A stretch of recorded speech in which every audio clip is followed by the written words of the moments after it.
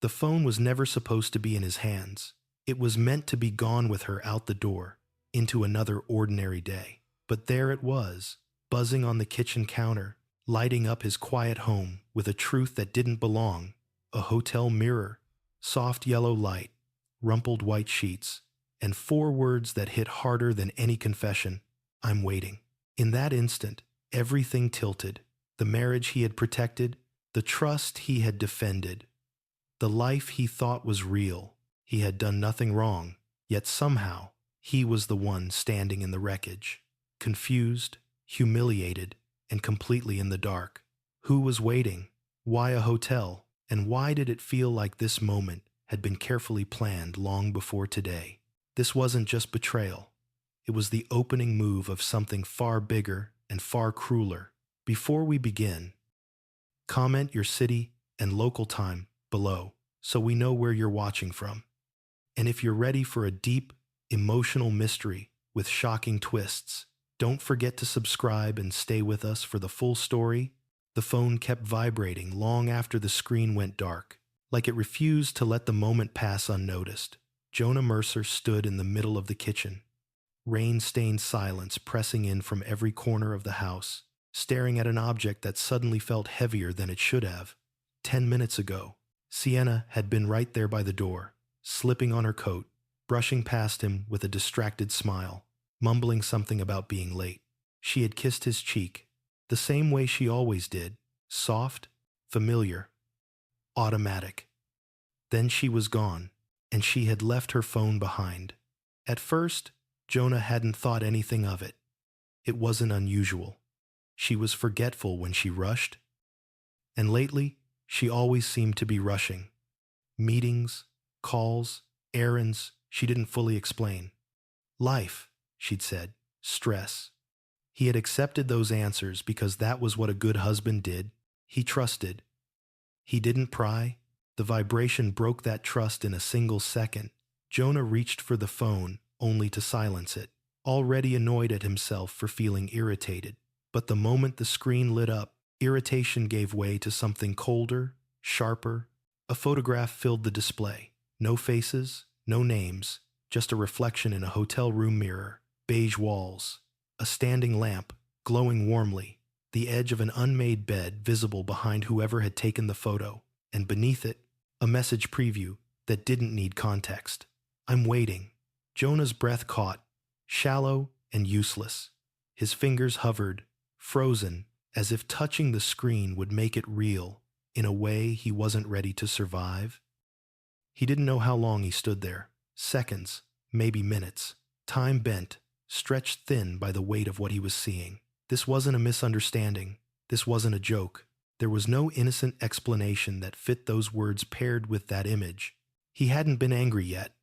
Not fully. The first thing he felt was confusion. Thick, disorienting, unfair. He replayed the morning in his head with desperate precision. Breakfast together, the news murmuring in the background, Sienna scrolling absently through her phone, face calm, unreadable, no argument, no tension.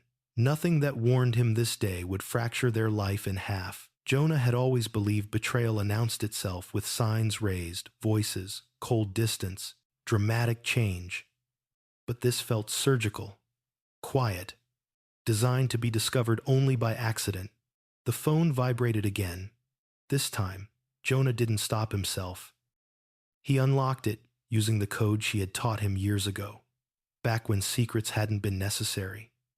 The home screen opened. Painfully normal. Missed calls, calendar reminders, a grocery list she hadn't finished, proof of a life that looked exactly like the one they shared. The message thread was already open. There were no hearts, no long declarations, just efficiency, precision, like instructions exchanged between people who didn't need to pretend this was romantic. A room number, a time, tonight. Jonah lowered himself into a chair, the wood creaking under his sudden weight. His chest felt tight, like his lungs were pressing against a wall that refused to move. He wanted to scream, to throw the phone, to do something loud and destructive that matched the chaos tearing through his thoughts. Instead, he sat perfectly still. He told himself not to jump to conclusions. He told himself there could be another explanation. Work, a surprise, a misunderstanding, so ridiculous he'd laugh about it later. But the image wouldn't let him lie to himself. He noticed things, now that he hadn't before. The angle of the photo, the intentional way the bed was included in the frame. The choice of words, I'm waiting, not I'm here, not I arrived. Waiting implied anticipation, intimacy, a shared understanding. And whoever was waiting, they weren't waiting for Jonah. The unfairness of it all hit him then, hard enough to make his jaw clench. He had been loyal, present, careful. He had built his life around protecting what they had, believing effort was enough to keep love intact. And yet here he was, blindsided, holding proof of something he had never consented to be part of. He scrolled further, his hands trembling despite his effort to steady them. The conversation didn't go far back. That alone felt deliberate, like someone had cleaned up their tracks, leaving just enough behind to do damage. There was a hotel name attached to the reservation details, Ridgevale, a place Jonah had never been to, despite living in the same city for years. Quiet, discreet, expensive enough to signal intention. Jonah leaned back, staring at the ceiling, listening to the rain pick up outside. Each drop against the roof sounded like a countdown. He thought about calling her, confronting her immediately, demanding answers while his voice still sounded like himself. But something stopped him, a tight, instinctive pull in his gut that told him this wasn't a moment meant for shouting. This felt planned. The message, the timing, the fact that the phone had been left behind, almost carelessly, as if someone had underestimated him or wanted him to find it. That thought chilled him more than the betrayal itself. Jonah wasn't just a husband. He was a systems engineer, trained to notice patterns, gaps, inconsistencies, and nothing about this felt impulsive. It felt orchestrated. He stood up slowly, sliding the phone into his pocket like evidence at a crime scene. His reflection in the dark window looked unfamiliar, eyes darker, face drawn tight by a truth he hadn't agreed to carry. Tonight, someone expected him to remain in the dark. Tonight, someone was waiting. And Jonah realized, with a clarity that settled deep into his bones, that whatever he was about to uncover wouldn't just change how he saw his marriage, it would change how he understood trust, power, and the quiet ways people could destroy you without ever raising their voice. Jonah didn't leave the house right away. He stood in the hallway, coat still on the hook, keys untouched, letting the silence stretch until it became unbearable. The walls around him felt too close, as if the house itself were leaning in to witness his humiliation. This was where he had built a life he believed was honest. Every picture frame, every shared memory now felt like a prop in a story he hadn't been told he was acting in. He paced the living room, replaying the last few months with a new, ruthless attention. Late nights, calls taken in the other room, the way Sienna had started placing her phone face down, screen hidden like a secret she didn't want to tempt herself into revealing. He remembered asking once, gently, if something was wrong. She had smiled, brushed it off, said work was intense but temporary. He had believed her because belief was easier than doubt. Now belief felt like negligence. Jonah sat on the edge of the couch and pulled the phone back out, half hoping the message would be gone, erased by some miracle of denial. It wasn't. The hotel name still stared back at him, unbothered by his discomfort. Ridgevale. He searched it, not because he expected new information, but because doing nothing felt like surrender. The photos online showed a place that thrived on discretion. Neutral colors, soft lighting, a promise of privacy marketed as luxury, the kind of place where people went when they didn't want to be seen. He checked the time. She would arrive soon, if she hadn't already. His first instinct was to confront her at the door, to stand there with the phone in his hand and demand the truth before she had time to lie. But another instinct, quieter and colder, suggested patience. He needed to understand what he was walking into, not just who she might be with, but why. Jonah thought about calling someone, anyone, just to hear a voice that wasn't soaked in betrayal. His thumb hovered over a name before he pressed it. Mara Klein answered on the second ring. "You sound like hell," she said after he said his name. "What happened?" Jonah hesitated. Mara wasn't just a coworker. She was one of the few people who knew him well enough to hear the fracture in his silence. She had been sharp, skeptical, and unapologetically honest since the day they met, and she had learned the cost of trust the hard way. "My wife forgot her phone," Jonah said finally. "That doesn't usually sound like an emergency." "There's a message," he continued, voice low. "A hotel room photo. Someone said they're waiting." The pause on the other end was brief, but telling. "Are you sure it's what you think it is?" Mara asked, though her tone suggested she already knew the answer. "No," Jonah said. "But I'm sure it's not nothing." Mara exhaled slowly. "Okay, then listen to me carefully. Don't confront her yet. Not until you know what you're dealing with." Jonah closed his eyes. He didn't want strategy. He wanted relief. But relief wasn't coming. "I think I'm going to the hotel," he said. "That's not smart," Mara replied. "But it's understandable. If you go, you observe, you don't engage, you don't lose control. People count on emotion to cover their tracks." Her words settled into him, steadying his pulse.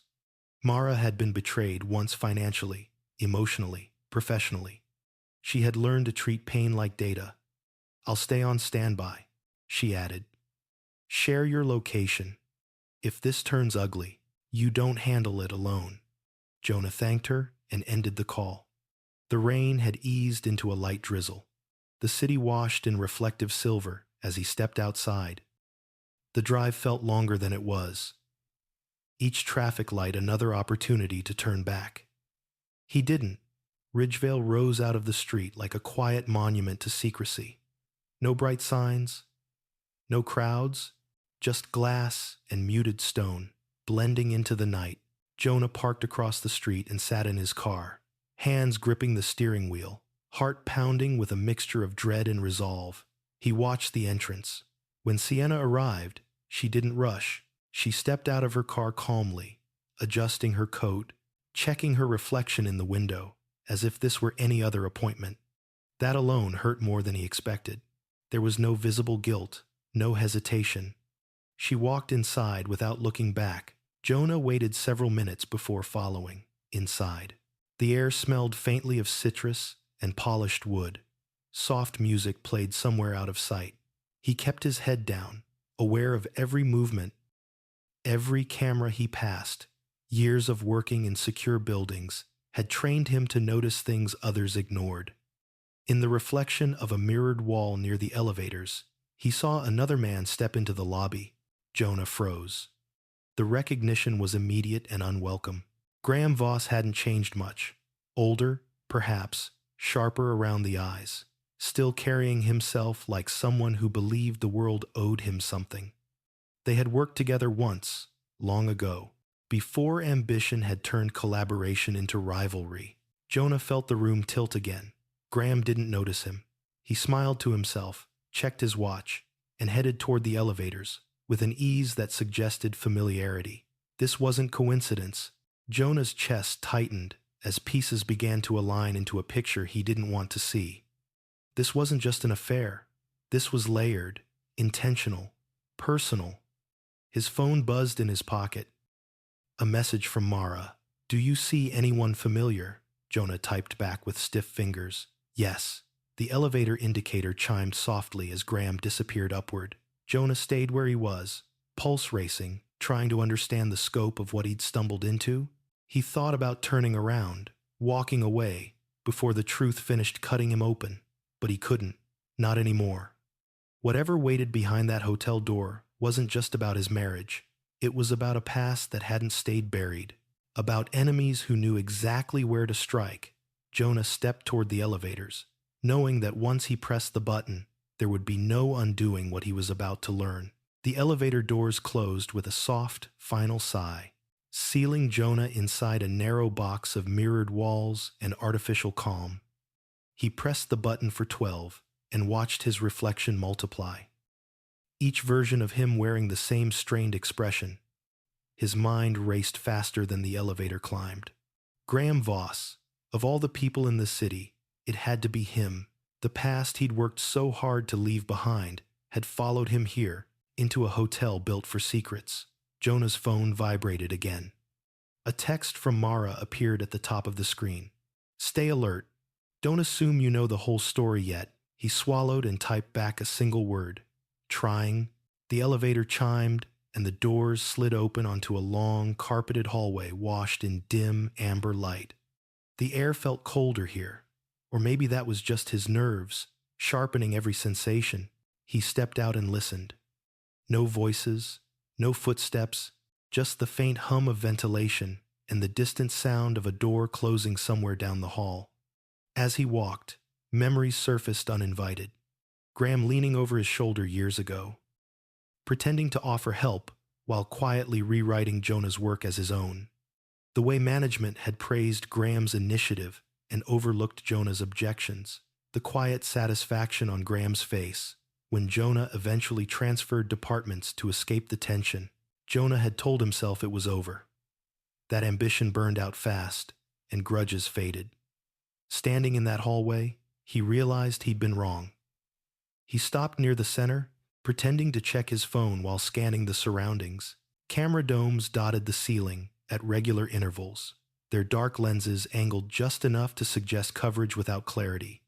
Jonah noted which ones seemed newer, which were positioned to catch faces, which might conveniently miss a confrontation if someone stood in the wrong spot. Mara's training echoed in his mind. Observe, document, don't become the story. Another vibration. This time it wasn't Mara.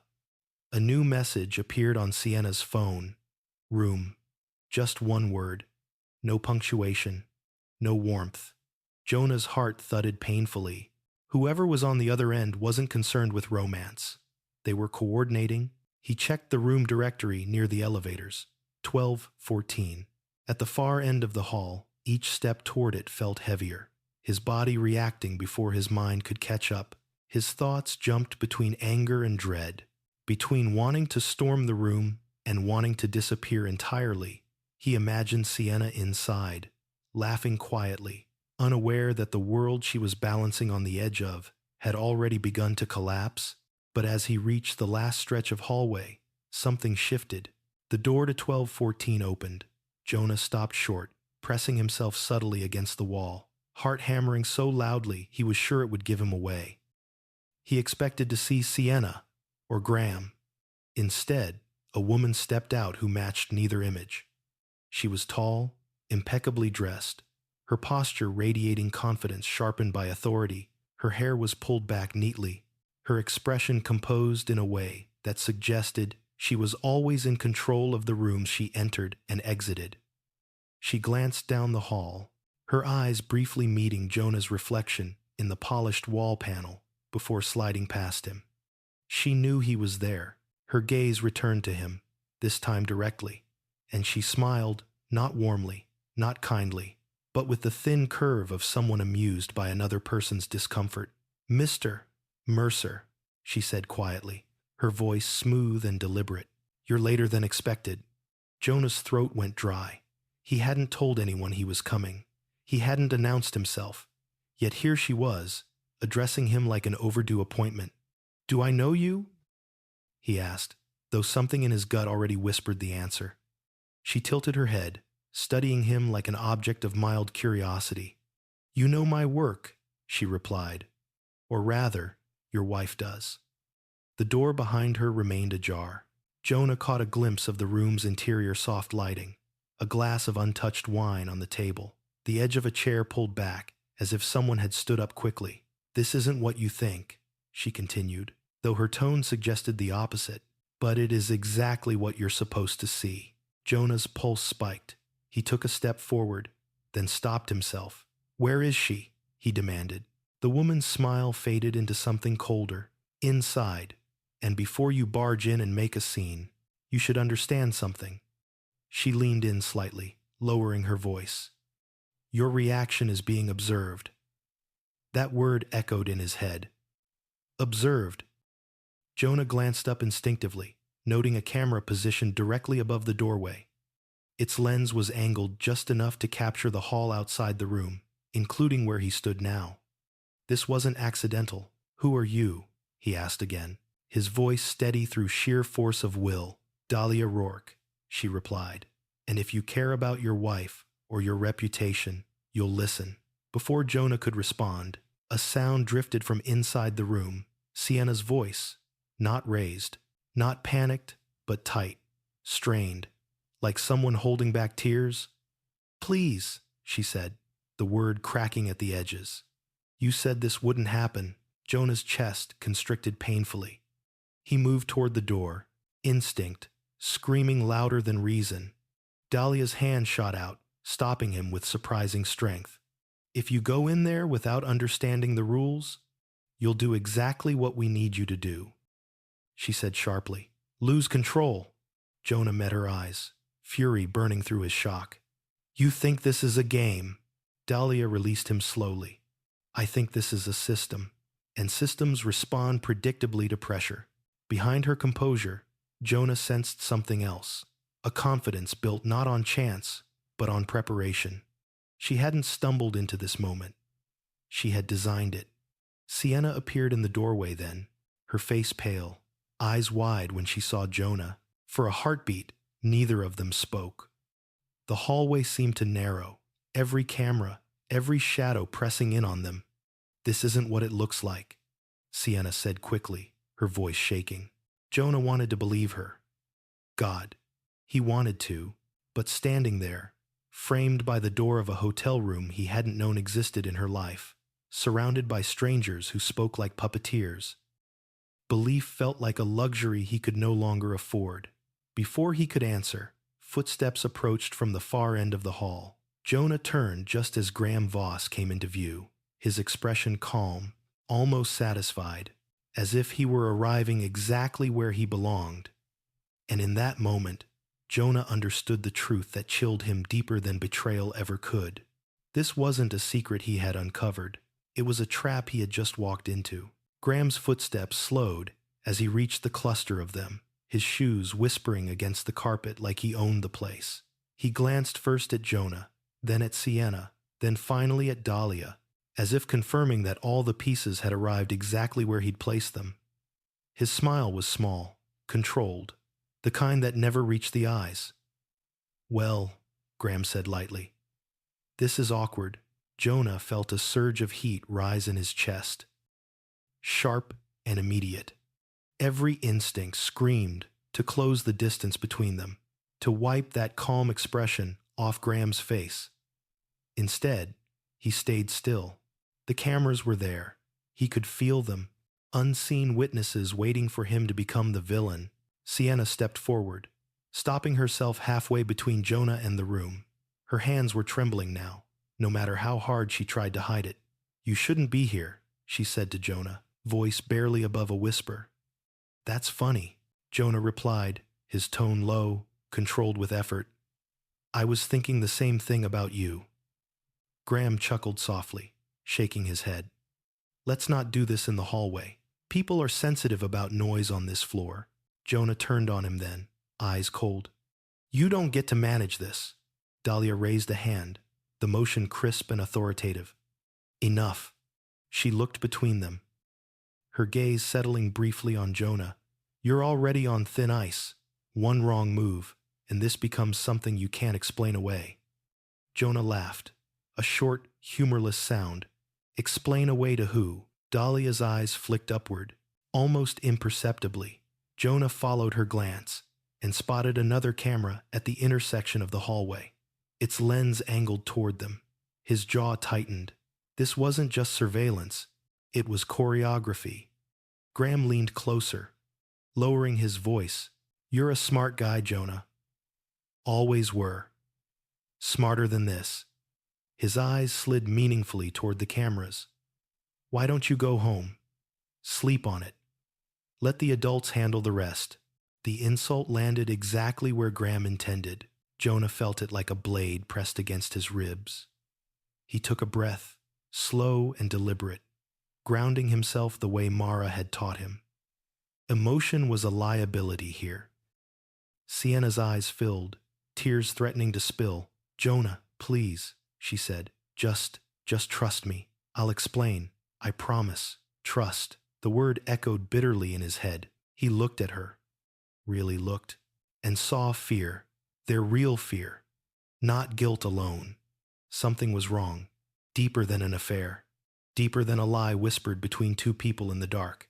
"Explain now," Jonah said quietly, "or I walk in there and find out myself." Dahlia's lips pressed into a thin line. That would be unwise. Jonah took one step forward, forcing her to move aside. The tension snapped. Sienna flinched, reaching for him, but Jonah stopped just short of the threshold. He didn't cross it. He couldn't afford to. From inside the room, the low hum of the city filtered through a cracked window. The untouched wine glass caught the light, a detail that felt suddenly important. No music. No signs of celebration. This wasn't a rendezvous. It was a meeting. Graham sighed, feigning patience. "All right," he said. "You want clarity? Here it is." He gestured vaguely toward Sienna. "She's been under a lot of pressure. People make mistakes under pressure." Jonah's eyes snapped back to Sienna. "What pressure?" She swallowed hard, her voice barely holding together. "I didn't know how to tell you." Dahlia stepped in smoothly. "Your wife has access to sensitive financial information," she said. "Information tied to a project you once worked on. Actually, funny how things circle back." Jonah felt a chill run through him. "What project?" Graham smiled again, wider this time. "The one that stalled your career. The one you never proved I interfered with." The past surged forward. No longer a memory, but a weapon drawn and aimed. Jonah understood then. This wasn't about infidelity. That was just the bait. "You used her," Jonah said, voice trembling now despite his restraint. "You put her in this position." Sienna's composure broke. Tears spilled freely as she nodded. "They said if I didn't cooperate, they'd ruin us. You, me, everything." Jonah felt something inside him crack, a sharp fracture between anger and grief. He wanted to pull her close, to shield her from the people who had cornered her like this. But he also felt the sting of being shut out, of being kept in the dark while others played with his life. "How long?" he asked quietly. She hesitated, and that hesitation hurt more than any answer. "Long enough," she whispered. A sudden shout echoed from the elevator bank down the hall. Raised voices, laughter, other guests, witnesses. Graham straightened, his mask sliding back into place. "This has gone far enough," Dahlia said briskly. "Mr. Mercer, you should leave. Now, before this escalates." Jonah looked at each of them in turn. Dahlia, cool and calculating. Graham, smug beneath his civility. Sienna, breaking under the weight of secrets she hadn't known how to carry. His phone vibrated in his pocket. Mara's name lit the screen. He answered, without looking away from Graham. "I'm listening. I've been pulling public records," Mara said quickly. "Something's off with the hotel's security feeds. Gaps, missing frames. Jonah, whatever they're setting up, you're meant to look like the problem." Dahlia's eyes narrowed as if she sensed the shift. "Who is that?" "A friend," Jonah replied calmly. "The kind who checks facts." Graham scoffed. "You think a few technicalities will save you?" "I think," Jonah said, his voice steady now, "that you underestimated how much I hate being manipulated." He turned to Sienna. "Come with me," he said gently. "We leave together." Her eyes flicked to Dahlia, then to Graham. Fear tightened her shoulders. "I can't," she whispered. "Not yet." Jonah nodded slowly, absorbing the blow. "Then listen carefully," he said. "I'm not walking away. Not from you. Not from this." He stepped back, deliberately placing himself out of reach, out of the immediate frame of the doorway camera. It was a small move, but it mattered, Graham noticed. His smile faltered for the first time. Jonah met his gaze. "You wanted me angry," he said quietly. "You wanted me to explode so you could paint me as unstable. Congratulations, I didn't." The elevator chimed again down the hall, and this time, the sound felt like a warning rather than an invitation. Jonah turned and walked away, each step measured, his heart pounding, but his mind clear. Behind him, and he could feel the shift, the moment when the hunters realized their prey had learned the rules of the game. This wasn't over, not even close. But as Jonah reached the elevator and pressed the button, one truth settled firmly into place. Whatever they had planned for him tonight, he was no longer walking into it blind. The elevator ride down felt longer than the one up. The hum of cables and the soft music overhead, pressing against Jonah's skull, his reflection stared back at him from the mirrored wall, jaw tight, eyes alert in a way they hadn't been an hour ago. Whatever illusion of a normal night he'd walked into Ridgevale with was gone. In its place was something colder, sharper focus. When the doors opened to the lobby, Jonah didn't step out right away. He watched the space first. The front desk clerk laughed quietly with a guest. A couple crossed toward the bar, oblivious. Everything looked ordinary. Too ordinary. He stepped out only when he was sure no one was paying him special attention. Outside, the air hit him like a wake-up slap.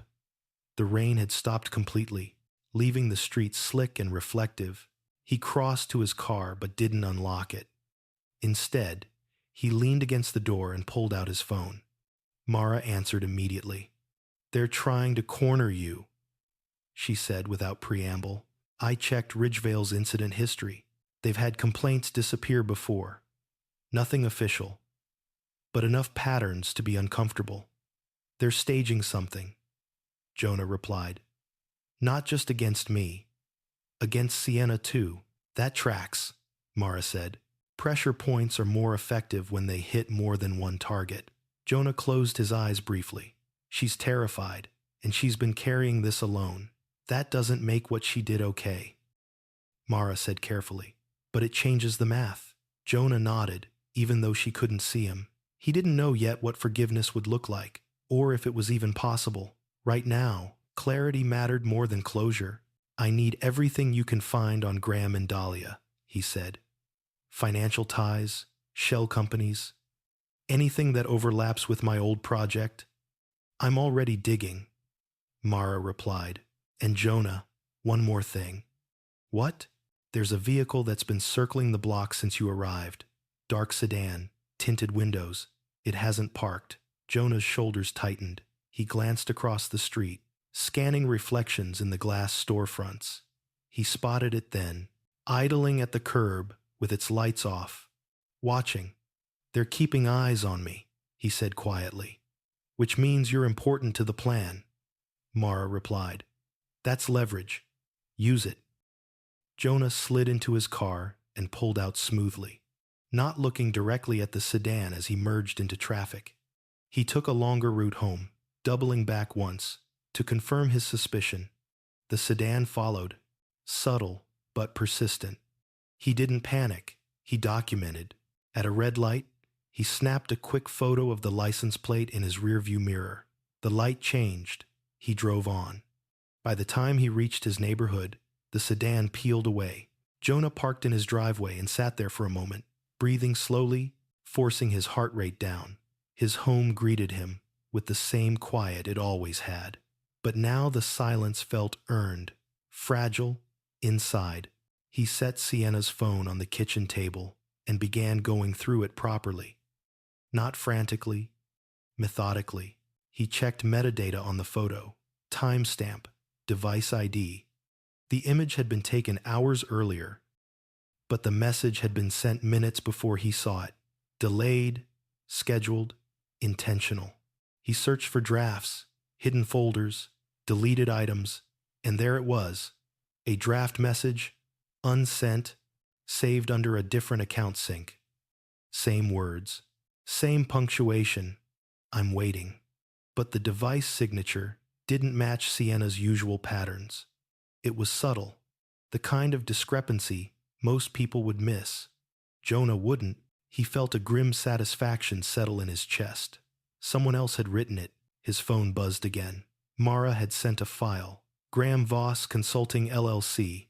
It read, recently formed, quietly funded, with a familiar corporate backer listed under a subsidiary shell. Dahlia Rourke's firm. Jonah leaned back against the counter, the pieces aligning with brutal clarity. This wasn't about rekindled romance or a careless affair. It was leverage, reputation, control.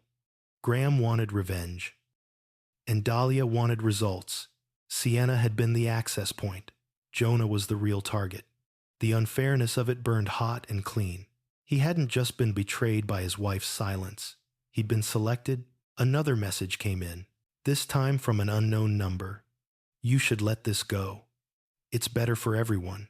Jonah stared at the words, then typed a reply he deleted twice before settling on something simpler. Not happening. He turned Sienna's phone off completely and placed it in a drawer. Tomorrow, there would be lawyers, evidence, consequences. But tonight, there was one more thing he needed to do. He drove back toward the city, this time not to Ridgevale, but to a small cafe near the river that stayed open late. Mara was already there when he arrived. Laptop open, eyes sharp behind tired determination. You're sure about this? She asked as he sat down. They wanted me reactive. Jonah said, I'm going to be precise. Mara nodded.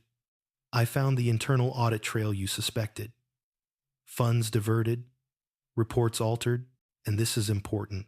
Graham's name appears nowhere directly. He's insulated. Classic, Jonah murmured. But Dahlia isn't, Mara continued. She's sloppy when she thinks she's untouchable. Jonah's mouth tightened. Then she's the crack in the wall. They worked for hours, building a timeline, cross-referencing data, saving copies in multiple secure locations. Jonah felt exhaustion creeping in. But beneath it was a steady resolve he hadn't felt since before Ridgevale. He wasn't scrambling anymore. He was advancing. Near midnight, Jonah's phone rang. Sienna's name filled the screen. He hesitated, then answered. Are you okay? She asked immediately, her voice raw. I'm alive, Jonah said, which is more than they were hoping for. She exhaled shakily. They're angry, Graham said. You'd make this harder. That was always the plan, Jonah replied. Sienna, I need you to listen to me. I know you were trapped, but if we're going to survive this, really survive, you can't protect them anymore. There was silence on the line, heavy with fear. They said they'd destroy you, she whispered. They already tried, Jonah said gently. And they failed. A sob broke free from her. I didn't know how to stop it. You're not alone now, Jonah said. But the next step is yours. I can't take it for you. Another pause. Then, quieter, steadier. What do you need from me? Jonah closed his eyes, feeling both relief and the weight of responsibility settle in. The truth, he said. All of it. No more edits. When the call ended, Jonah looked at Mara. She's in. Mara allowed herself a small, fierce smile. Then they're in trouble. Jonah glanced out the cafe window at the dark river, the city lights rippling across its surface. For the first time since the phone buzzed on his kitchen counter, he didn't feel powerless. They had wanted him humiliated, disoriented, silent. Instead, they had made him careful, and careful, Jonah knew, was far more dangerous. Sleep never came. Jonah lay on the edge of the bed, staring at the ceiling as the house breathed around him, every creak amplified by the knowledge that someone, somewhere, was tracking his moves.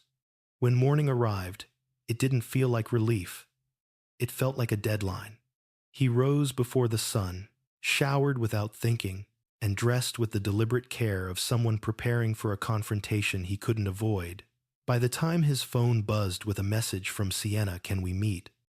he was already awake enough to hear the fear threaded through the words. He replied with a time and place, neutral and public, no corners, no shadows. They met at a park near the river, early enough that joggers and dog walkers formed a thin, steady buffer of witnesses. Sienna arrived, looking smaller than he remembered, her confidence stripped away, hair pulled back hastily, eyes ringed with exhaustion. She stopped a few feet from him, as if unsure whether crossing the space between them was allowed. "I'm sorry," she said, the words tumbling out before he could speak. "I know that doesn't fix anything." Jonah nodded once. "Start from the beginning." She took a breath, staring at the water as if it could absorb the truth for her. She talked about Dahlia first, how the promotion came with expectations that weren't written down, how the meetings became private, then coercive, how files were altered and signatures demanded. When Sienna resisted, Dahlia introduced Graham as a consultant, someone who could make problems disappear. "He knew about you," Sienna said quietly, "about your old project, about how much it hurt you. He said you were unstable, that if you ever found out, you'd ruin everything." Jonah felt the old anger stir, but he kept his voice even. "And the hotel? They said it was proof of loyalty," she replied. "A controlled environment, cameras they could manage, messages they could edit. They wanted you to find out, but not the truth, just enough to make you react. So I'd look guilty," Jonah said. She nodded, tears sliding down her cheeks. "I tried to delay it. I tried to warn you, without tipping them off. I panicked. I left my phone." Jonah looked at her then, really looked, and saw the damage clearly. This wasn't the face of someone reveling in betrayal. It was the face of someone who had been boxed in, choices narrowed to survival. It didn't erase the hurt, but it reframed it. "I need everything," Jonah said. "Emails, messages, meeting times. If we're doing this, we do it right." Sienna wiped her eyes and nodded. "I'll send it all." They parted without touching. It felt honest, if nothing else. Back home, Jonah set up a secure workspace, isolating devices, creating backups. Mara arrived mid-morning with coffee and a stack of printed notes, her expression grim but energized. "I traced the sedan," she said. "Rental, paid for through a third party tied to Dahlia's firm. They're sloppy when they rush." Jonah absorbed the information. "Good. We need leverage that doesn't rely on their cooperation." Mara leaned over his shoulder as he mapped timelines across 3 screens. "There's something else," she said. "A pattern. The hotel incidents. They peak around times when Graham's clients were under scrutiny. People get compromised. Stories disappear. So Ridgevale is a stage," Jonah said. "Not the crime, the cover." "Exactly." By early afternoon, Jonah's phone rang again. This time, it was an unfamiliar number. He hesitated, then answered. "You're making things difficult," Dahlia's voice said, calm and sharp as glass. "That's not wise." Jonah didn't bother with pleasantries. "You forged messages, you manipulated footage, you coerced my wife, and you underestimated me." A pause. "Careful," Dahlia replied. "Accusations can rebound." "I'm not accusing," Jonah said. "I'm documenting." Her breath shifted, just slightly. "You think you're protected. I think you're exposed," Jonah answered. "And you know it." The line went dead. Mara let out a low whistle. "You rattled her. That was the point," Jonah said. "Now she'll move." They didn't have to wait long. An alert popped up on Jonah's screen, an attempt to access Sienna's company files remotely. Flagged and blocked. Someone was cleaning house. "Destruction of evidence," Mara said, "which means we're close." By evening, Jonah received a message from Leona Pierce. The attorney Mara had contacted. They met in a quiet office downtown, walls lined with books that smelled like dust and authority. Leona listened without interrupting, her questions precise, her notes meticulous. "You did the right thing by not confronting them violently," she said when Jonah finished. "They wanted that. What you have instead is a pattern of coercion, fraud, and conspiracy." "Can you protect Sienna?" Jonah asked. Leona met his gaze. "If she cooperates fully, yes. But it will be ugly. They'll smear, intimidate." Jonah nodded. "We're ready." As night fell, Jonah drove alone, following a route he'd memorized. He parked near Ridgevale again, Not to confront anyone, but to observe. He watched staff change shifts. He noted a technician entering through a side door. He took photos, logged times. His phone buzzed with a message from Sienna. They're panicking. Good, Jonah thought. Inside the hotel, Graham paced the bar. Irritation etched into his posture. Jonah could see him through the window. Glass separating predator and prey. Graham checked his phone, frowned, then looked up, scanning the room. For a heartbeat, his eyes met Jonah's through the glass. Recognition flashed, then something else unease. Jonah didn't look away. He raised his phone and took a photo. Graham turned sharply, anger flaring, but Jonah was already moving. Disappearing into the crowd, the message was clear. You don't control the frame anymore. Later that night, as Jonah reviewed the day's data, a final piece slid into place. A maintenance log from Ridgevale showed a camera replacement on the 12th floor to the morning of the incident. The technician's name matched the one Mara had flagged earlier, an independent contractor with ties to Dahlia's firm. Jonah exhaled slowly, the weight of it settling. This wasn't circumstantial anymore. It was structural. He sent the files to Leona, then to Mara, then secured them in an offline archive. When he finally sat back, exhaustion washed over him, but beneath it was something steadier than rage, resolve. They had tried to make him explode, to turn him into the story. Instead, he had turned their stage into evidence. And as Jonah finally lay down, the house quiet around him, and he understood the truth he hadn't known when the phone buzzed on his kitchen counter. This wasn't just about uncovering betrayal. It was about dismantling a machine built to profit from it. The next morning arrived with a brittle kind of clarity. Jonah woke before his alarm, the resolve from the night before still steady in his chest. He didn't rush. He brewed coffee, ate toast he barely tasted, and reviewed the plan once more. The difference now was simple and profound. He wasn't reacting anymore. He was choosing. By mid-morning, Sienna sent a folder. Not curated, not sanitized, everything.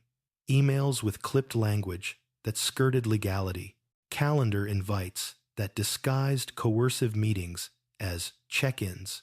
Voice notes she'd recorded alone in her car, whispering fears she couldn't say out loud. Jonah listened to them once, only once, then handed the files to Mara, without comment. Pain could wait, precision could not. Leona's message came shortly after. We're filing for preservation orders today. Ridgevale first, then corporate servers. Expect pushback. Pushback arrived sooner than expected. Jonah's phone rang with a number he didn't recognize, but the cadence of the ring told him enough. He answered. You're forcing my hand, Graham said, skipping pleasantries.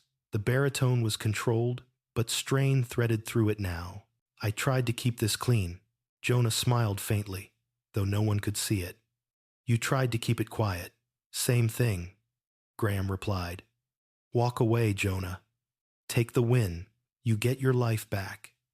Your wife keeps her job. Everyone breathes. Jonah glanced at the screen, where timelines intersected like a map of lies. You don't get to define what a win is. A pause. You always were stubborn. And you always confused leverage with strength, Graham exhaled sharply.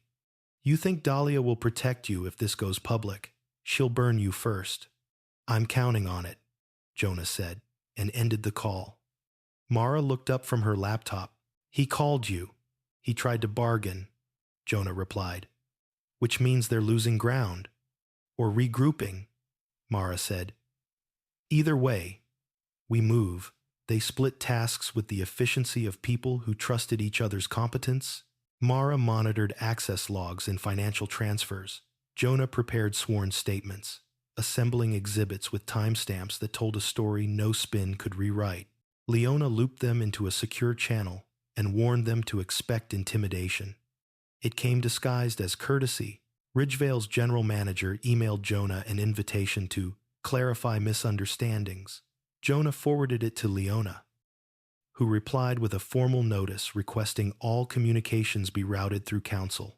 Minutes later, a courier arrived at Jonah's door with a bottle of wine and a handwritten card. Let's resolve this privately. Jonah didn't open it. He photographed it and logged the delivery time. By afternoon, Sienna called again, her voice steadier than before, but still tight. Dahlia wants to meet, she said. Alone? No, Jonah replied immediately. She says it's to end this. Ending it for whom? Jonah asked gently. Sienna hesitated. For her. Jonah closed his eyes. If you go with counsel, or you don't go at all. There was a beat, then, Leona's on her way. Good, Jonah thought. The meeting happened in a glass-walled conference room downtown, visible to the street. Jonah didn't attend. He watched from a nearby cafe, the reflection of passing traffic sliding across the window like time-lapse footage. When Dahlia arrived, she wore a calm that felt rehearsed, her smile a professional courtesy that didn't reach her eyes. Leona arrived moments later, briefcase in hand, posture unyielding. Sienna emerged an hour later, pale but composed. She crossed the street to Jonah and sat without speaking. He waited. She denied everything, Sienna said finally, until Leona put the maintenance logs on the table. Then she changed tactics. Jonah nodded. What did she offer? Protection, Sienna replied. Immunity. A narrative where I was confused and you were unstable. Jonah's jaw tightened, and I said no. Relief loosened something in his chest, slow and careful. What did she do? She threatened me, Sienna said quietly. Then, she realized Leona was recording. Jonah exhaled. That's evidence. It felt like freedom, Sienna said, surprised by her own words. The phone buzzed in Jonah's pocket. A message from Mara. Dahlia's firm initiated emergency data purges. Too late. We have mirrors. They returned to Jonah's house and worked through the evening. The narrative emerged, clean and devastating. Forged messages scheduled to trigger discovery. Camera feeds altered at critical minutes. Financial incentives disguised as consulting fees. And pressure applied through professional threats. A machine built to manufacture scandal and silence. At 9, Leona called. We have a warrant for the 12th floor camera systems, she said. Ridgevale is cooperating now. Why now? Jonah asked.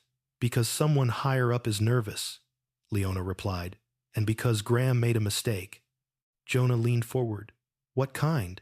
He emailed Dahlia, from his personal account, complaining that you didn't take the bait. Mara laughed once, sharp and satisfied. Hubris. The night deepened. Jonah stepped outside for air and found the street quiet, the city settling into itself.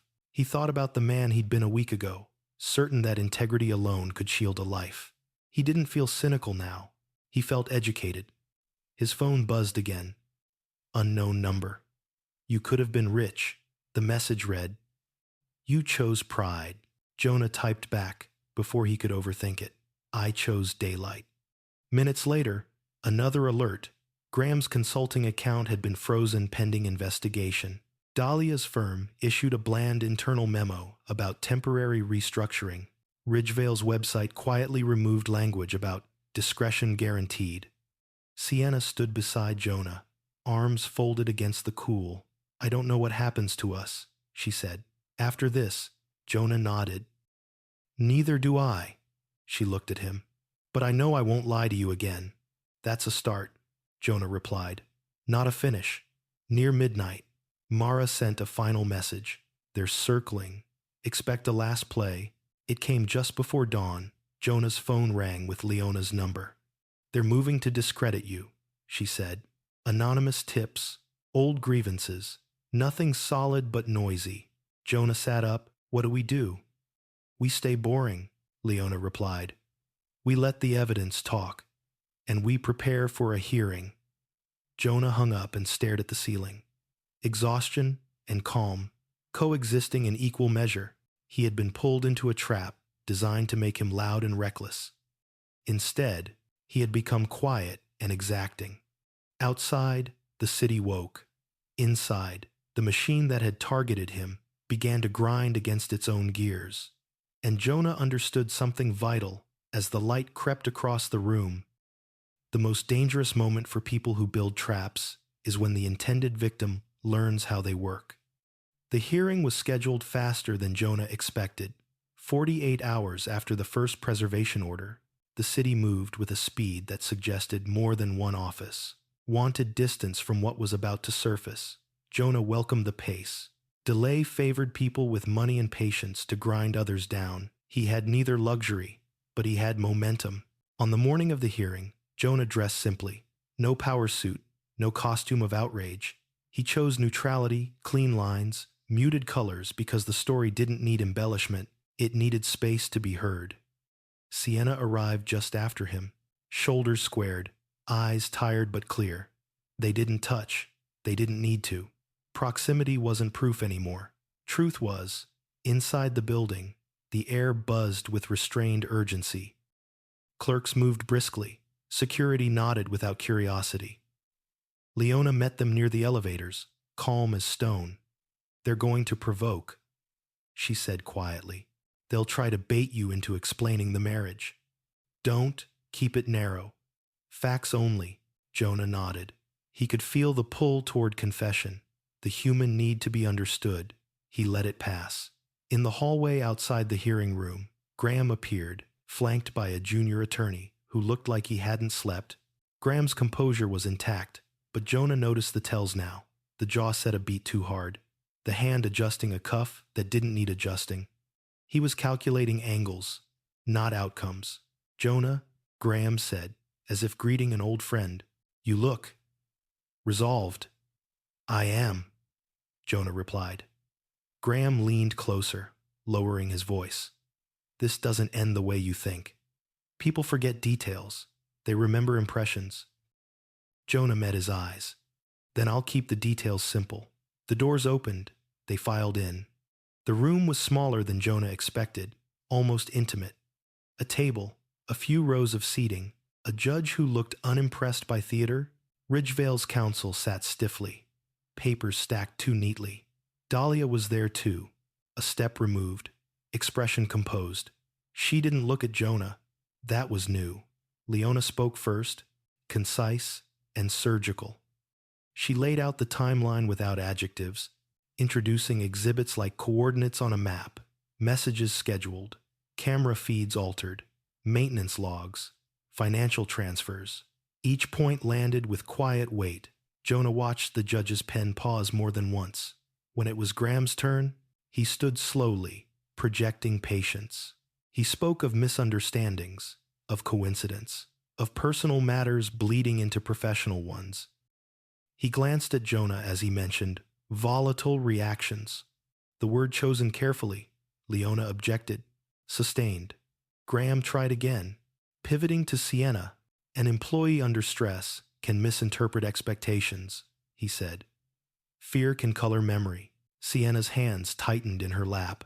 Jonah didn't look at her. He trusted Leona to do the work. Then came the moment Jonah had been preparing for. The judge asked him to speak not about the marriage, but about the technical discrepancies. Jonah stood. The room felt suddenly very quiet. He explained metadata, device signatures, timestamps. He spoke like an engineer, not a husband.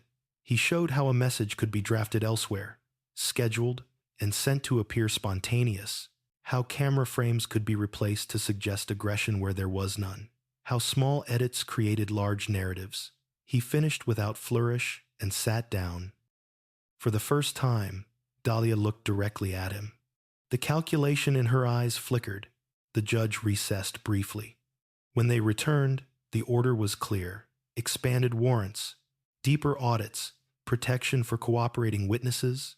Ridgevale's counsel requested a continuance. It was denied. Graham's jaw tightened. Dahlia's smile didn't return.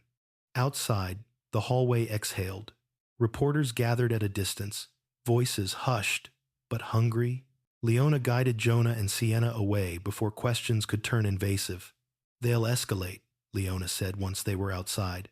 "Expect leaks, character attacks. Let them," Jonah replied. "We keep receipts." That afternoon, the first leak hit. An anonymous tip claimed Jonah had a history of workplace conflicts. The article was thin, unsourced. Mara flagged it within minutes. "They're throwing smoke," she said. "No fire." Jonah didn't respond publicly. He updated his archive. By evening, Sienna's company placed her on administrative leave, pending review. It stung, but it was expected. Jonah watched her process it without breaking, and something in him eased. She wasn't hiding anymore. They met Mara at a small diner that night, the kind with cracked vinyl booths and coffee that tasted like resilience. Mara slid a phone across the table. "Listen to this." It was a voicemail, Graham's voice, tense and sharp, leaving instructions for a contractor to clean up. A server mirror he thought was private. The timestamp was after the preservation order. Jonah felt a low, steady satisfaction. "That's obstruction. On tape," Mara said. They sent it to Leona. The next day brought the last play Mara had predicted. Jonah's phone buzzed with a message from an unfamiliar account. No threats, no insults, just a link. He didn't open it. He forwarded it to Mara, who analyzed it in minutes. "Phishing," she said. "Malware designed to pull your contacts and location." Jonah smiled faintly. They're running out of options. By dusk, the city had shifted. Ridgevale released a statement about regrettable lapses. Dahlia's firm announced an internal investigation. Graham's consulting site went offline without explanation. Jonah sat on his front steps as the sun dropped. The sky bruised purple and gold. Sienna joined him, keeping a respectful distance. "I don't know how to apologize for all of this," she said.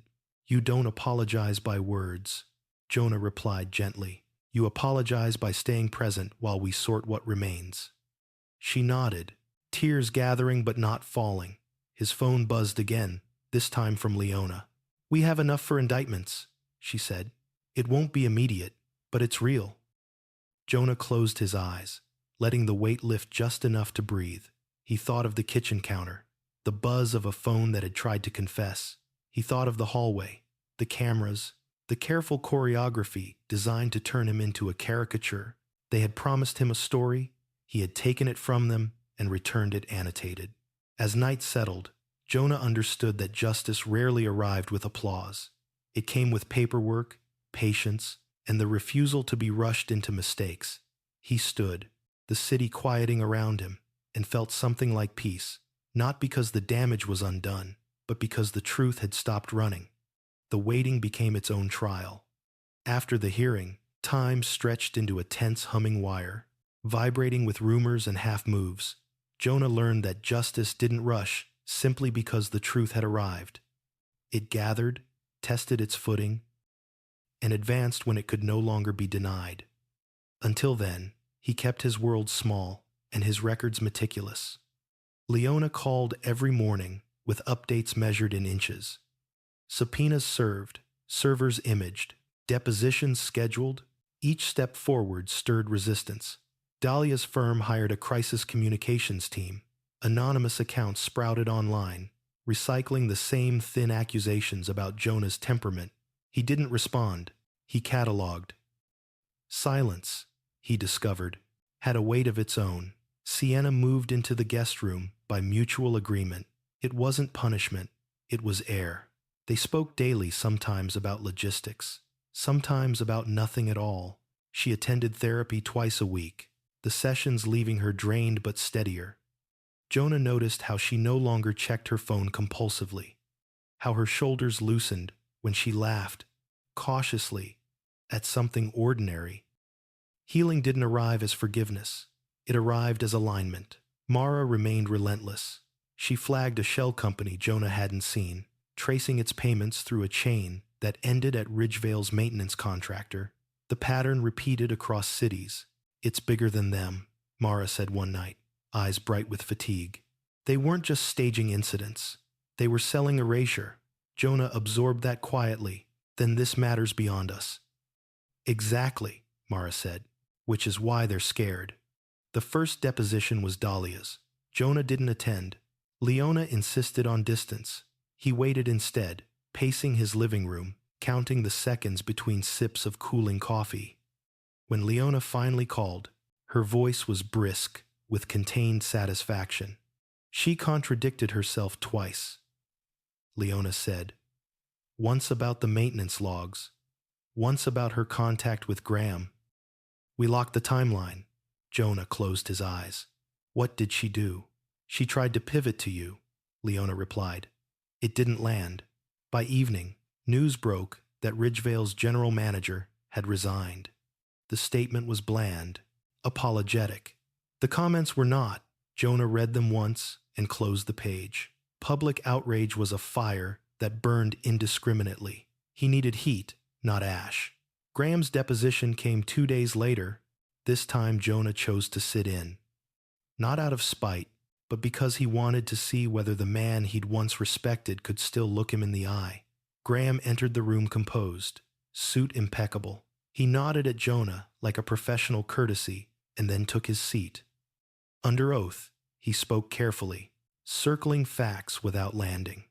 When Leona introduced the voicemail, his composure slipped. Just a fraction. Enough. That's taken out of context, Graham said. Leona leaned forward. Then please provide the context. He couldn't.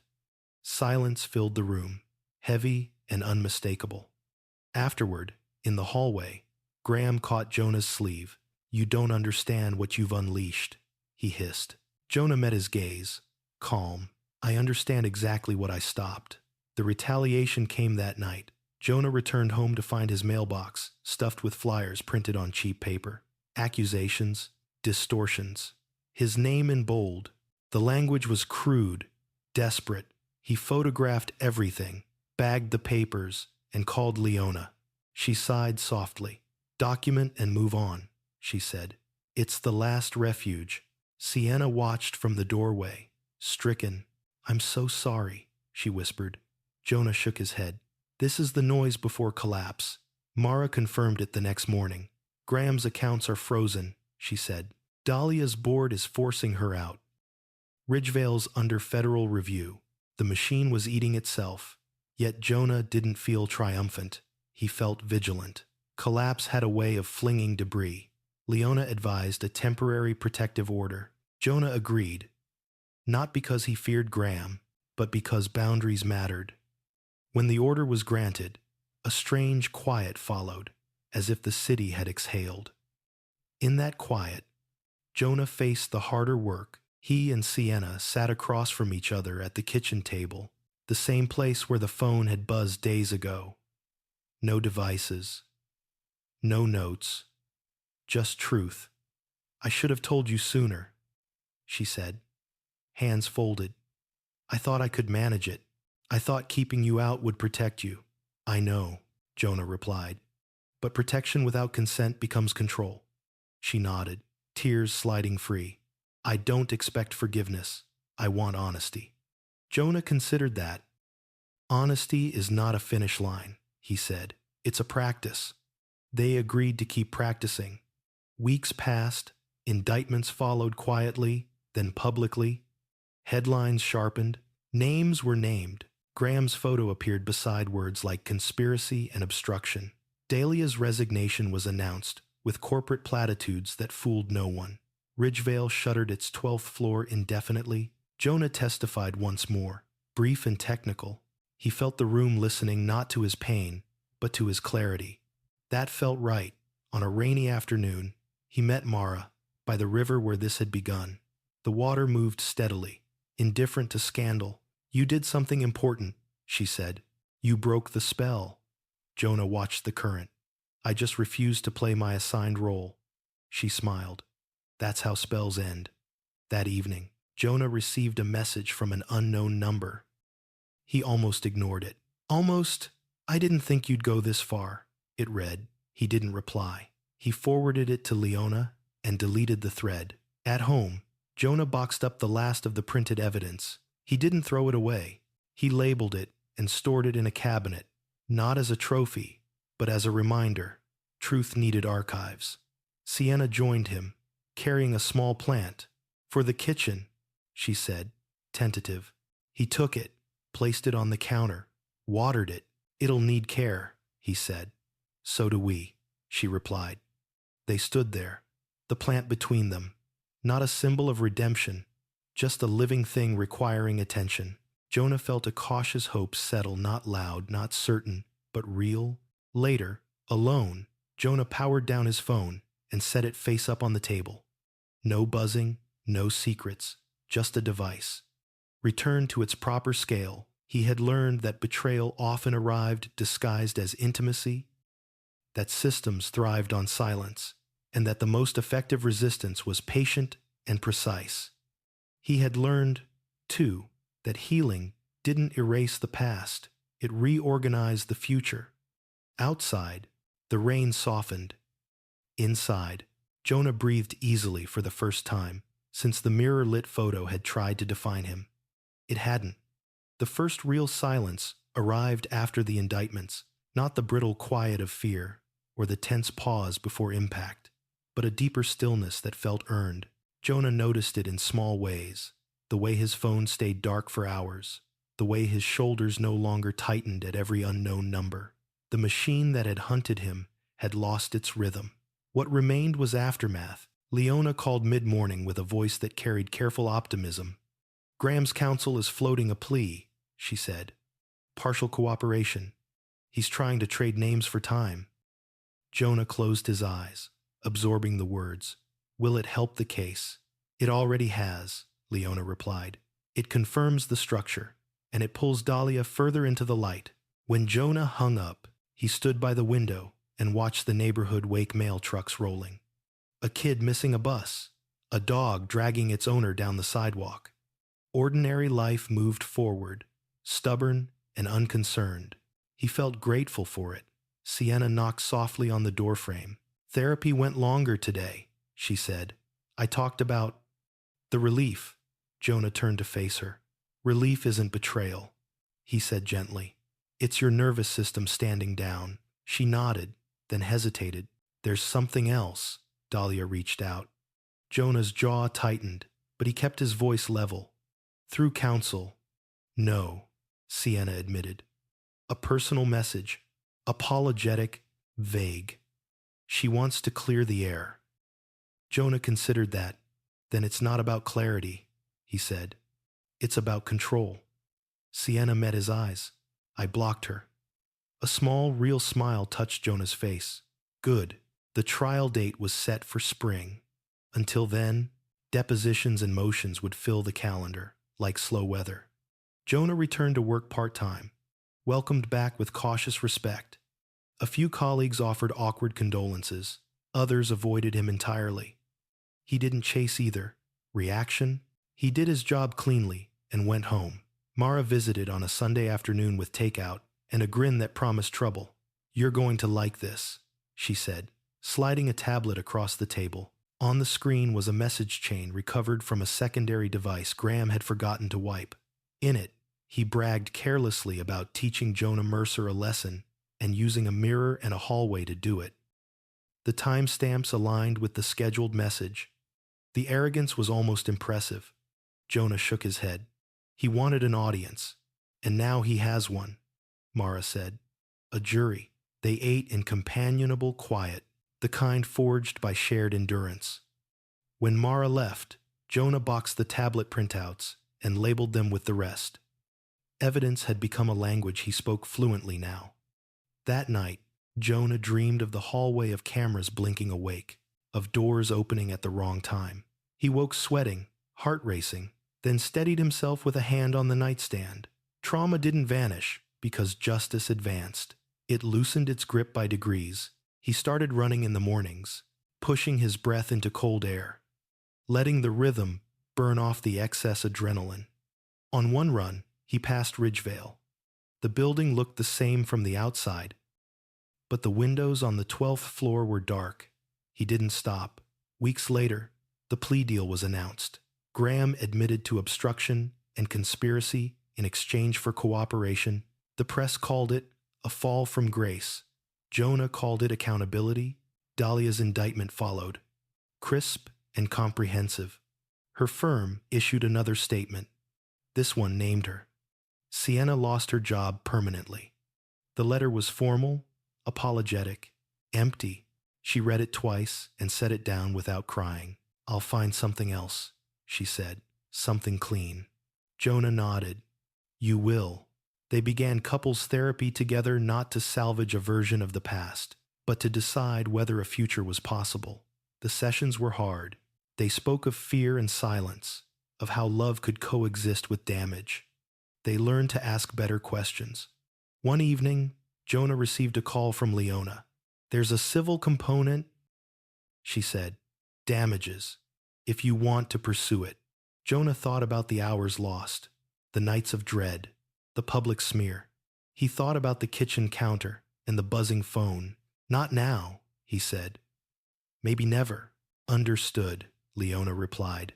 That's also a choice. The trial arrived quietly, as if the city didn't want to make a spectacle of its own reckoning. Jonah testified once more, this time with Sienna present beside him. They didn't hold hands. They didn't need to. The truth stood between them, solid and shared. When the verdict came guilty on multiple counts, Jonah felt less relief than release. The tension he'd been carrying uncoiled, leaving behind a tired peace. He watched Graham's face as the words landed. There was no drama there, only a dawning understanding of consequences. Outside the courthouse, reporters gathered. Jonah declined comment. He walked past them into the light. That night, Jonah and Sienna cooked together, moving around the kitchen with tentative ease. The plant on the counter had grown a little. Jonah watered it. Sienna smiled. I don't know what we become, she said, but I know what we won't be. Jonah nodded. We won't be quiet when it matters. Later, alone, Jonah took Sienna's phone from the drawer and placed it on the table. He powered it on, then handed it back to her. No more ghosts, he said. She took it, eyes shining. No more. Jonah stepped outside and looked up at the night sky. The city hummed, resilient and imperfect. He felt changed, not hardened, but clarified. He had learned that betrayal thrived in shadows, and that light didn't need to be loud to be effective. He went back inside, turned off the lights, and slept without dreaming. The aftermath settled unevenly. Some days felt almost normal. Coffee tasted like coffee again. Meetings stayed on topic. The world didn't seem poised to ambush him at every turn. Other days arrived heavy, dragging old images back into focus. The mirror-lit room, the hallway cameras, the way power had worn a friendly face until it didn't. Jonah learned to accept both kinds of days without arguing with them. Leona called with a development that shifted the ground again. Dahlia's counsel wants to talk, she said. Off the record, they're floating cooperation beyond Graham. Jonah leaned against the counter, fingers spread on cool stone. What does that mean? It means she's trying to survive, Leona replied. And she thinks you're a variable. Jonah considered the word variable, something that could be adjusted, nudged, minimized. I'm not meeting her, he said. You won't. Leona agreed. But your testimony made something possible. She's ready to map the whole network. The scale of it pressed in on Jonah, how a personal rupture had revealed an industrial one. Erasure sold as service, silence packaged as discretion. He felt a flicker of anger, then steadied it. Rage wasn't useful now. Sienna took the news with quiet resolve. If she talks, she said, others will come forward. Yes, Jonah replied, and they'll need protection. Sienna nodded. So will we. They began to plan for life beyond the case, a concept that felt abstract and necessary all at once. Sienna applied for roles far from her old industry, choosing smaller organizations with visible governance. Jonah negotiated a remote schedule, protecting his mornings and his sleep. They kept therapy on the calendar, even on weeks when it felt unnecessary. Especially then. The first whistleblower surfaced 3 days later, then another. Each story echoed the same architecture, a promise of opportunity, a tightening net of obligations, a threat disguised as mentorship. Jonah read the summaries Leona shared and felt the strange relief of recognition. This hadn't been personal after all. That knowledge didn't soften the wound, but it did give it context. A reporter requested an interview. Jonah declined. Mara, however, agreed to speak on background, careful and technical. We don't need a hero narrative, she said. We need accuracy. Jonah trusted her. He trusted the process he'd learned to build. The civil suit moved forward without him. Other plaintiffs filed claims. Ridgevale's owners settled quietly, terms undisclosed. The 12th floor reopened months later under new management. Jonah didn't go back. He didn't need to. One evening, Jonah received a letter paper, not digital. The return address belonged to a correctional facility. He stared at it for a long moment before opening it. Graham's handwriting was precise, controlled even now. He wrote about regret in careful sentences, about how he'd convinced himself this was strategy, not cruelty. He wrote that he hadn't expected Jonah to stand up, that he'd misjudged him. He asked, finally, for forgiveness. Jonah read the letter twice and set it down. He didn't feel anger. He didn't feel satisfaction. He felt clarity. He wrote back a single paragraph. He acknowledged the harm. He refused absolution. He wished Graham the work of accountability. He did not promise anything else. Sienna watched him seal the envelope. "Do you feel better?" she asked. "I feel finished," Jonah said. Winter edged toward spring. The city softened. Jonah and Sienna took long walks by the river, talking about small things. Sometimes they talked about the case. Sometimes they didn't. Trust rebuilt, not as a grand gesture, but as a series of ordinary consistencies, showing up, saying what they meant, stopping when it hurt. One afternoon, Jonah's team at work asked him to lead a review on security ethics. He hesitated, then accepted. He spoke about systems and incentives, about how breaches rarely began with villains and often with convenience. He didn't mention his story. He didn't need to. The room listened. That night, Jonah dreamed again, but differently. The hallway was there, but the cameras were dark. The door stood open. He woke calm. The trial concluded with sentences that matched the record. Graham received time. Dahlia received more. The judge spoke about deterrence and trust. Jonah listened, then left before the room could fill with commentary. Outside, Sienna squeezed his arm. Not for reassurance, for presence. They celebrated quietly, takeout on the floor. The plant watered, the windows opened to the evening air. Jonah noticed how light moved across the room now, unobstructed. Weeks later, Leona called one last time. "It's done," she said.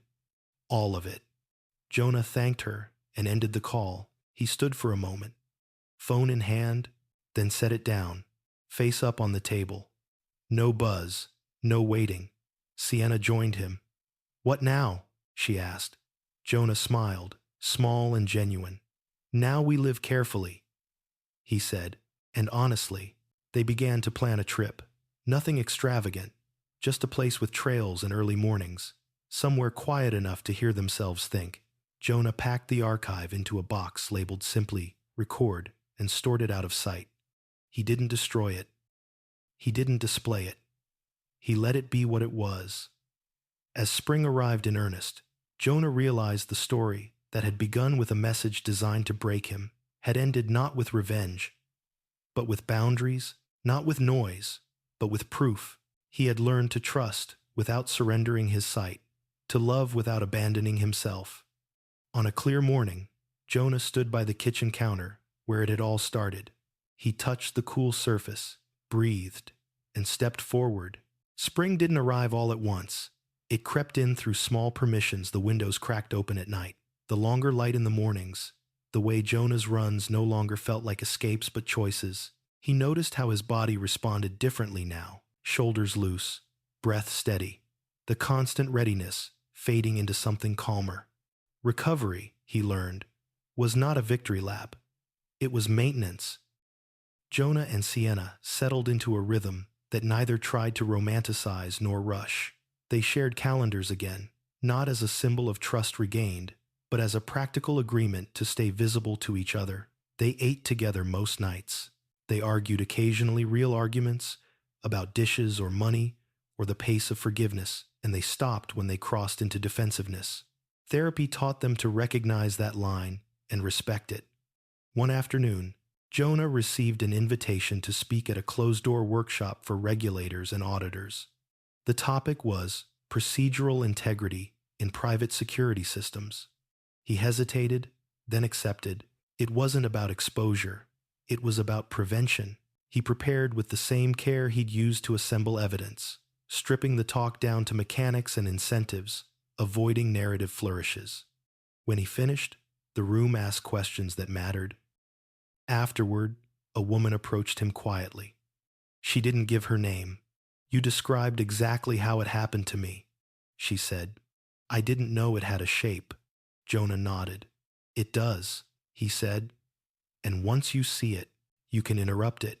At home that evening, Sienna told him she'd received an offer from a nonprofit focused on compliance education, smaller pay, cleaner work. She smiled when she said yes. Mara remained a constant checking in, sending articles, teasing Jonah back into social life. They met for dinner one night, laughter easing into the space that fear had vacated. "You're different," Mara said, appraising him. "Not harder, sharper." Jonah smiled. "I learned what to ignore." The civil cases continued without spectacle. Settlements closed. Policies changed. Ridgevale's new management sent a letter outlining reforms. Jonah read it once and filed it away. He didn't need apologies from buildings. The first anniversary of the night at Ridgevale passed quietly. Jonah woke early and went for a run by the river. The water moved as it always had, untroubled by memory. He stopped at the spot where he and Mara had stood months earlier and let the moment pass without ceremony. Later that day, Jonah received a call from Leona. "There's one more loose end," she said. "A junior partner in Dahlia's firm wants to cooperate fully. They have documentation that predates your case." Jonah closed his eyes, the weight of it both familiar and distant. "Do they need me?" "Only if you're willing," Leona replied. "Your name appears as a test run." Jonah considered the kitchen counter, the plant thriving beside the window, the calm that had taken root. "I'll provide statements," he said. "No appearances. That's enough," Leona said. "And Jonah, this will close the loop." When the loop closed, it did so without drama. A supplemental filing, a press release, buried under other news. The system adjusted, incrementally and imperfectly. Jonah watched from a distance, content to be a footnote rather than a headline. Sienna suggested a trip. They chose a coastal town with trails and early fog. Mornings there were quiet and bracing. They hiked without talking much, learning the shape of silence together. One evening, as the sun dipped into the water, Sienna stopped and faced him. "I don't know what forgiveness looks like yet," she said, "but I know what honesty feels like." Jonah took that in. "Forgiveness isn't a promise," he said. "It's a direction." They returned home refreshed and cautious, both. Back at work, Jonah declined a promotion that would have pulled him back into constant urgency. He proposed a different role instead, oversight without spectacle. It was approved. He felt the relief immediately, like setting down a weight he hadn't known he was carrying. A letter arrived from the regulatory board months later, thanking him for his contributions. He pinned it to a corkboard and forgot about it. Then, one afternoon, Jonah's phone buzzed with a familiar cadence, an unknown number. He watched it ring until it stopped. The silence afterward felt complete. He didn't need to know who it was. That night, Jonah and Sienna cooked together, music low, the plant watered. Sienna laughed when Jonah nearly burned the garlic. He laughed too. It surprised him how easy it was. As they ate, Sienna said, "I'm proud of you." Jonah met her eyes. "I'm proud of us for choosing the hard work." They cleaned up, side by side. No phones on the counter. Later, Jonah stepped outside and looked up at the stars faint in the city. But present, he thought about the night the message had arrived, how it had promised collapse. Instead, it had demanded clarity. He went back inside, turned off the lights, and slept deeply. In the morning, he woke with the sense of a chapter closing, not with a slam, but with a click. The door behind him remained visible, not to trap him, but to remind him where he'd been. The path ahead was ordinary and open. That felt like the most honest ending of all. Summer arrived with a confidence spring never quite had. The city warmed, schedules loosened, and the edges of Jonah's life softened into something livable. He noticed it in the way he lingered over morning coffee, in how his runs turned into walks without guilt. The vigilance that had once kept him upright now rested, folded neatly where he could reach it if needed. Then the call came. Leona's number lit the screen late afternoon, the hour when most bad news liked to pretend it was administrative. Jonah answered, already listening for the subtext. "There's a hearing next week," she said. A final one, sentencing clarifications. One witness asked to amend their statement. Jonah closed his eyes. "Which witness?" "Dahlia," Leona replied. "She wants to add context.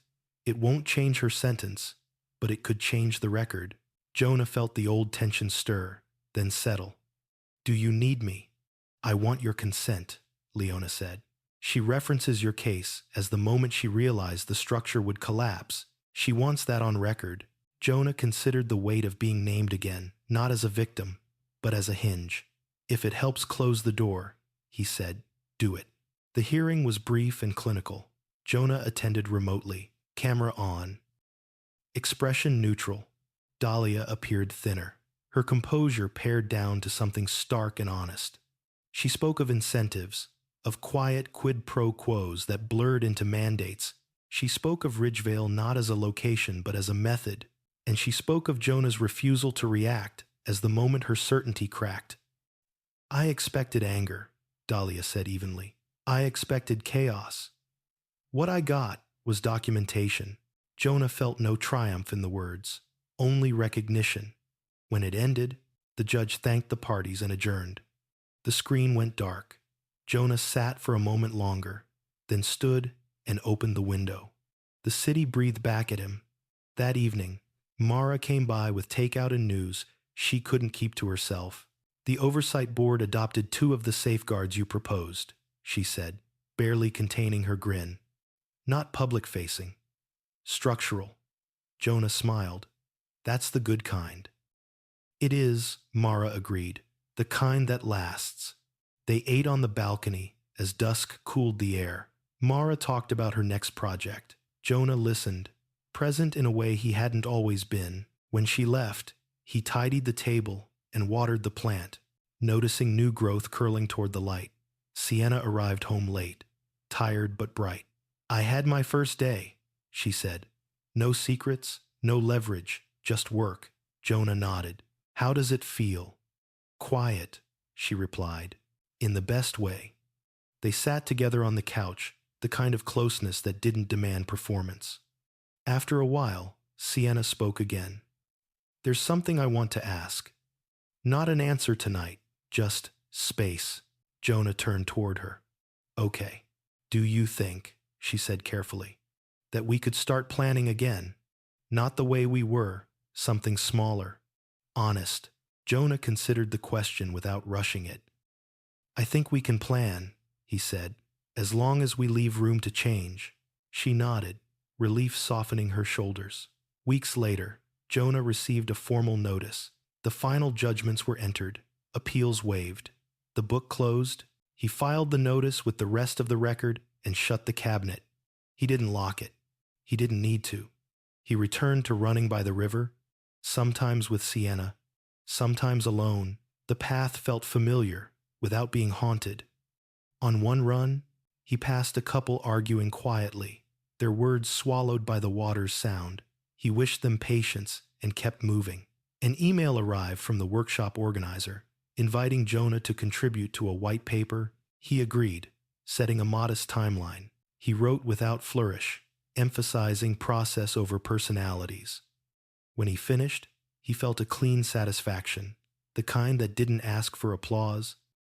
A message from an unknown number appeared one afternoon. Jonah paused, then opened it. "I saw the reforms pass. Thank you for not letting it disappear." He replied once, "You're welcome. Keep records?" Then he deleted the thread. As summer leaned toward fall, Jonah and Sienna took a weekend trip to the coast again. Fog rolled in thick and kind, muffling the world. They walked trails and spoke of nothing urgent. On the last morning, Sienna stopped and looked out at the water. "I used to think love meant protecting each other from truth," she said. "Now I think it means making room for it." Jonah nodded. Truth needs space. They returned home and unpacked slowly. Savoring the ordinary, Jonah noticed how often Sienna met his eyes now when she spoke, how rarely she flinched at silence. Trust, rebuilt, sounded like this. One evening, Jonah received a small package in the mail. Inside was a bound copy of the white paper with a handwritten note from the board chair. "Your insistence on boring integrity saved people you'll never meet." Jonah set the book on the shelf and smiled. That night, he powered down his phone and placed it on the counter. Face up, he left it there as they cooked, as they talked, as they planned a modest renovation for the spare room, an office, maybe, or a space to breathe. When he went to bed, Jonah slept without interruption. In the morning, he woke with a sense of completion that didn't ask for ceremony. The story that had begun with a message designed to provoke had ended with systems adjusted and lives redirected. He hadn't won by shouting, he had won by staying. Jonah stood, stretched, and opened the window. The city answered, alive and imperfect.